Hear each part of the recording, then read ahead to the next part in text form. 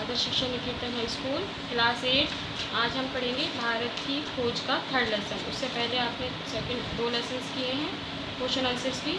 तीसरे लेसन का नाम है आपका सिंधु घाटी की सभ्यता, जो आपने कई बार देखा भी होगा, कई हिस्ट्री में भी पढ़ा होगा सिंधु घाटी की सभ्यता 6th क्लास में। तो हम पढ़ेंगे कि सिंधु घाटी की सभ्यता कहाँ से मिलती है।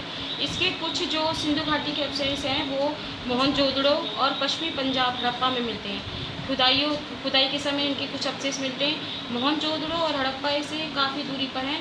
दोनों स्थानों पर इन खंडरों की खोज के मात्र एक संयुक्ति इसमें संदेश था कि अवशेष दबे होंगे, जिन्हें प्राचीन मनुष्य ने बसाया होगा। कि भाई इस बात की थी कि भाई सभ्यता जो है सिंधु घाटी की सभ्यता जो है जो पंजाब यानी कि जो अब इस समय जो उसका स्थान जो है पाकिस्तान में है, पाकिस्तान के भाग में जो मिलता है वहाँ पर है। तो इन अवशेषों से पता चला था कि भाई जो सभ्यता सिंधु की जो थी वो किस तरह के वहाँ के जो लोग थे किस तरह रहते थे। तो इसके कुछ अवशेष हमारे यहाँ पर इंडिया में भी पंजाब है, पंजाब का जो अम्बाला जो ज़िला है वहाँ पर भी मिले हैं। कि वहाँ पर जैसे खुदाई के समय सभ्यता घाटी का पहले होते कि किस तरह से थी, उसका जो सिंधु घाटी के रूप में मिलती के अनुमान लगाया जा सकता है कि भाई यहाँ पर बहुत विकसित लोग रहते थे, विकसित सभ्यता थी, यानी कि भाई सब चीज़ें थी। आश्चर्य की बात है कि भाई इतने धर्मनिरपेक्ष सभ्यता थी। और सिंधु घाटी सभ्यता ने भारत, मेसोपोटामिया और मिस्र जो स्थापित किए थे उनकी तुलना से भी ये जो बेहतर तुलना थी। सिंधु घाटी वर्तमान समय में बहुत कम थे कि लेकिन भीतर की श्रृंखला जो थी वो बड़ी हुई थी। 6 से 7 हज़ार के बीते हुए जो थे उसमें थी कि मोहनजोदड़ो में जैसे यहाँ पर ये देखिए, ये आपको एक पिक्चर दिखाई दी गई है जिसमें यहाँ के स्नान घरों के बारे में बताया, यानी कि जो आप यहाँ पर इस टाइम बोलते हो जो बाथरूम्स जो बोलते हैं।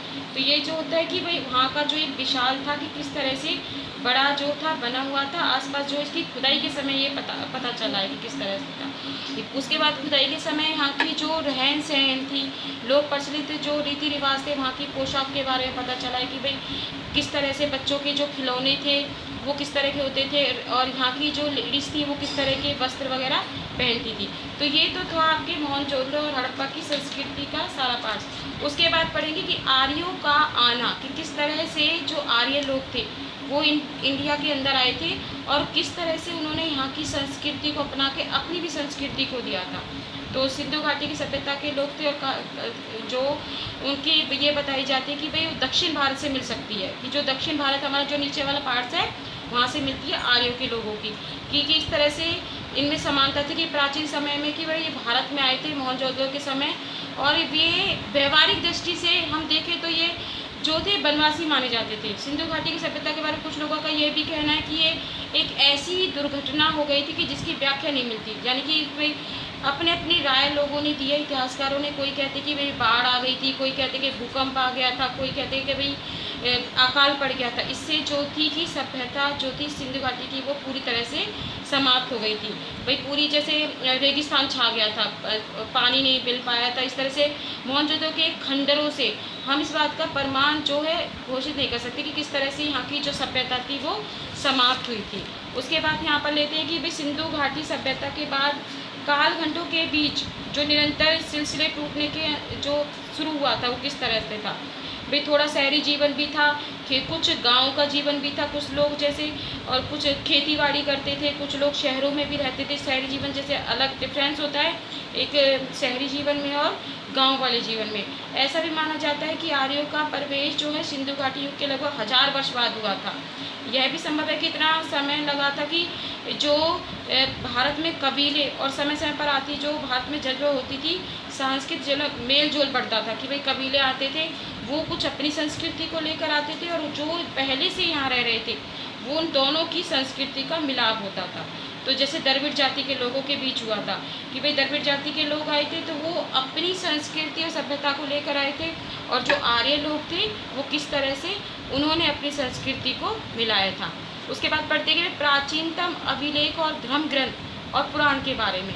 कि सिंधु घाटी सभ्यता की खोज से ये समझा जाता है कि भाई हमारे जो आसपास जो इतिहास वेद है, वेदी को कहा जाता है कि भाई आजकल अधिकांश विद्वान जो थे ऋग्वेद की रचनाओं का समय ईसा पूर्व 6000 पूर्व है। मोहनजोदड़ो की खुदाई के समय इन आरंभिक भारतीय ग्रंथों का पुराना साबित करने में प्रवृत्ति हुई थी। ठीक है, जैसे सबसे पहले पढ़ेंगे वेद। बहुत से हिंदू वेदों को प्रकाशित धर्म ग्रंथ मानते थे। उनका असली महत्व था कि इस उदाहरण के कारण की विचारों की मानव मस्तिष्क कैसे व्यक्त किया जाए। मस्तिष्क सचमुच कितना अद्भुत होता है। वेद की उत्पत्ति किससे हुई है? वेद की उत्पत्ति हुई है विद धातु से, जिसका अर्थ होता है जानना। यानी कि वेद का अर्थ होता है किसी चीज़ को जानना, नॉलेज को लेना। तो वेद का सीधा अर्थ होता है कि अपने समय के ज्ञान को संग्रह करना, यानी कि जो उस समय जो ज्ञान है उसको एकत्रित करना। उनमें मूर्ति पूजा, देव मंदिर, वैदिक युग का जीवन के इतनी उमंग भरी जो चीज़ें थी, वे मृत्यु के बाद भी किस तरह हमारा जो जीवन है वो अस्तित्व में रहता है, इस बारे में होता है। तो ये था आपका वेद। तो जो सभ्यता के जो उषा काल में परवल और सहज जो कल्पना के जीवन छिपे हुए थे, रहस्य को जानने के लिए था कि हमें भारत में स्थानों की तरह विचार और कर्म समांतर विकसित होती धाराएं दिखाई पड़ती हैं। दूसरी ओर जिंदगी से बचकर किस प्रकार निकला जा सकता है, अलग अलग में बल पर क्या होता है, ये सारे आपके उसमें आते हैं। किसमें आते हैं? वेद में। उसके बाद आता है कि भारतीय संस्कृति की निरंतरता क्या थी। आरंभ में एक ऐसी सभ्यता और संस्कृति की शुरुआत दिखाई पड़ती है इसी काल में। किसके काल में? आर्यों के काल में। आकार ग्रहण करने लगते थे और साहित्य, दर्शन, कला और जीवन की क्रियाकलाप आदर्श थी। उस समय विशिष्टवाद और छुआछूत का आरंभ दिखाई पड़ता था, जो बाद में बढ़ते बढ़ते आगे हो गया। यही प्रवृत्ति आधुनिक युग की जाति व्यवस्था थी। यह व्यवस्था एक खास युग की परिस्थिति के लिए बनाई गई थी। इनका उद्देश्य था कि उस समय समाज व्यवस्था को मजबूत बनाना।